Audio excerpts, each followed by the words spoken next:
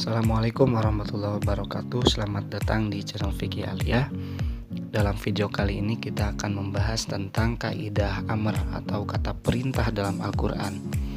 Sebelumnya silakan teman-teman klik tombol subscribe di bawah untuk mendukung kami dalam memberikan tayangan yang lebih baik. Pertama kita akan membahas tentang pengertian amr. Menurut bahasa, amr artinya perintah. Sedangkan menurut istilah, amr berarti tolabul fi'li minal a'la ilal adna, yang berarti tuntutan melakukan pekerjaan dari yang posisinya lebih tinggi kepada yang posisinya lebih rendah. Dalam hal ini, yang memiliki kedudukan yang lebih tinggi adalah Allah Subhanahu wa Ta'ala, dan yang kedudukannya rendah adalah manusia. Jadi amar itu adalah perintah Allah Subhanahu wa Ta'ala yang harus dilakukan oleh manusia untuk dikerjakan. Perintah-perintah Allah itu terdapat dalam Al-Quran dan Al-Hadis. Nah, bentuk sigot amar atau lafad amar dalam Al-Quran ada beberapa bentuk. Yang pertama adalah fi'il amar atau kata kerja, bentuk perintah. Contoh seperti lafaz aqimu dalam Quran surat Al-Baqarah ayat 43 yang berbunyi wa aqimus sholata wa atuz zakah, dan dirikanlah sholat, tunaikanlah zakat. Kemudian ada lafaz amr yang berbentuk fi'il mudhari yang didahului oleh lam amr. Contoh seperti lafaz wal takun dalam ayat wal takum minkum ummatu yad'una ilal khairi wa ya'muruna bil ma'ruf wa yanhauna 'anil munkar.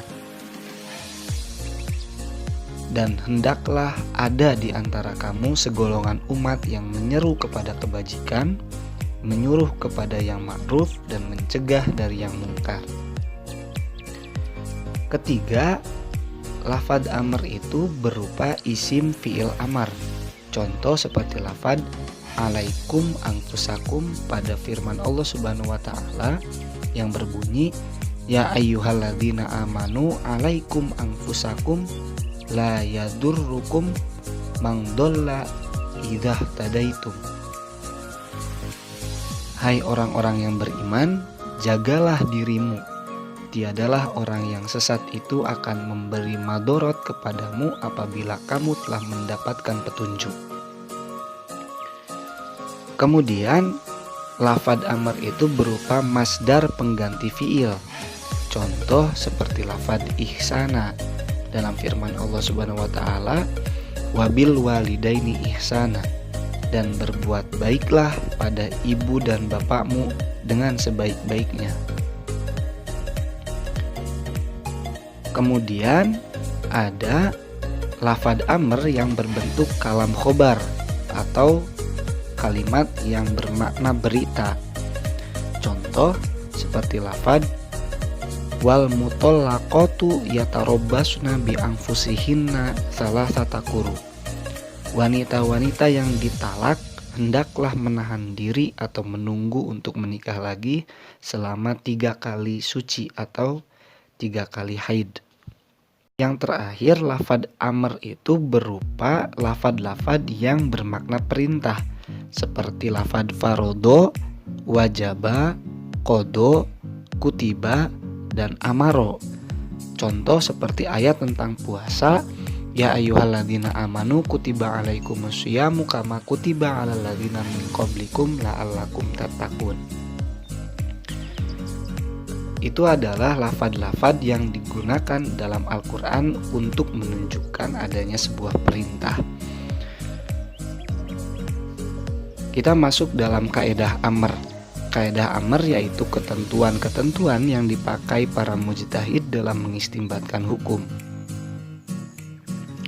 Para ulama usul fikih merumuskan kaidah amr dalam 5 bentuk. Yang pertama adalah kaidah al-aslu fil amri lil wujub, yang artinya pada dasarnya amr itu menunjukkan kepada wajib. Maksudnya adalah jika ada dalil Al-Quran ataupun hadis yang menunjukkan perintah, maka perintah itu berarti sebuah kewajiban. Apabila tidak dikerjakan, maka mendapatkan dosa. Kecuali dengan sebab ada korena atau batasan-batasan. Di antara korena-korena yang ada, yang pertama adalah amr linadbi atau perintah tapi artinya adalah anjuran. Seperti firman Allah Subhanahu wa taala yang berbunyi, "Fakatibuhum in alimtum fihim khaira." Hendaklah kamu berbuat perjanjian dengan mereka jika kamu mengetahui ada kebaikan pada mereka. Ada juga amr lil irsyad atau perintah yang artinya membimbing atau memberi petunjuk.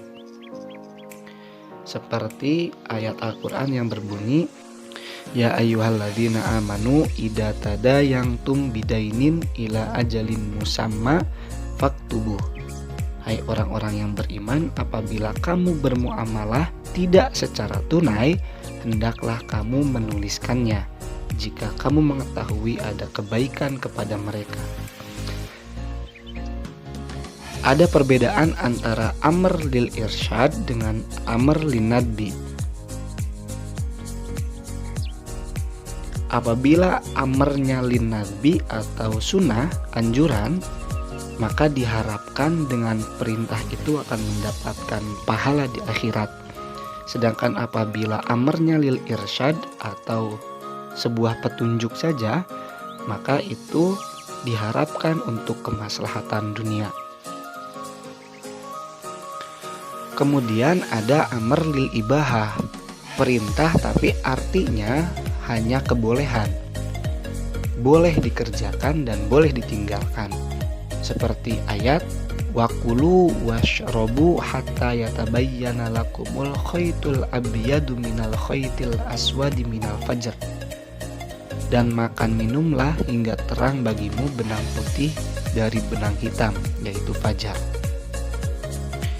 Ada juga yang disebut amr litahdid, artinya perintah yang berarti ancaman. Seperti firman Allah Subhanahu wa taala yang berbunyi, "A'malu ma syi'tum." Perbuatlah apa yang kamu kehendaki. Kemudian ada yang disebut amr litaskhir atau perintah yang berarti penghinaan. Seperti kunu kirodatan khosiin, jadilah kamu kera yang hina. Ada juga amr li ta'jiz yang artinya perintah yang menunjukkan kelemahan terhadap lawan bicara. Seperti fa'tu bisuratim mim mithlih. Buatlah satu surat saja yang semisal Al-Qur'an. Ayat ini turun menantang kepada orang-orang musyrik yang menganggap bahwa Al-Qur'an itu adalah karangan Nabi Muhammad. Maka turunlah ayat ini sebagai tantangan yang melemahkan kaum musyrik bahwa mereka tidak akan sanggup mendatangkan satu surat saja yang semisal Al-Qur'an. Ada juga amr yang bermakna penyamaan atau litaswiyah. Seperti firman Allah Subhanahu wa taala, "Islauha fasbiru aula tasbiru sawaun alaikum." Masuklah kamu ke dalamnya, maka baik kamu bersabar atau tidak sama saja bagimu. Kemudian ada amr litakdzib atau pendustaan. Seperti ayat kul hatu burhanakum in kuntum shodiqin. Tunjukkanlah bukti kebenaranmu jika kamu adalah orang yang benar. Ada juga amr litalhif atau kata perintah yang artinya membuat sedih atau merana. Seperti ayat yang berbunyi, "Kul mutu bigoidikum." Matilah kamu karena kemarahanmu itu. Kemudian ada amr litakwin, artinya penciptaan. Seperti firman Allah Subhanahu wa taala, "Kun fayakun."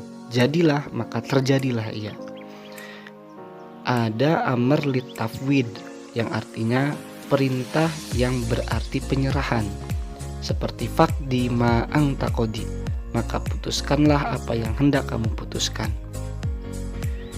Ada amr lil imtinan artinya menyebut nikmat, seperti fakulu mimma rozaqakumullahu halalan thayyiba. Maka makanlah yang halal lagi baik dari rizki yang telah diberikan Allah kepadamu. Ada amar lil ikram, artinya memuliakan, seperti firman Allah, udkhuluha bisalamin aminin, masuklah ke dalamnya dengan sejahtera lagi aman. Yang terakhir ada amar lid du'a, artinya permohonan, seperti lafad wa minhum may yaqulu rabbana atina fid dunya hasanah wa fil akhirati hasanah wa qina adzabannar. Itu adalah beberapa qarinah yang menunjukkan perintah itu tidak hanya berarti wajib. Kemudian kita masuk ke kaidah kedua. Ada kaidah yang berbunyi al aslu fil amri la yaqtadi tikror, yang artinya perintah itu pada dasarnya tidak menghendaki pengulangan atau berkali-kali mengerjakan perintah. Maksudnya adalah apabila ada suatu perintah, maka ketika sudah dilakukan maka cukup satu kali saja, tidak perlu diulang kembali. Contohnya dalam mengerjakan ibadah haji wajib dikerjakan sekali seumur hidup, tidak perlu diulang.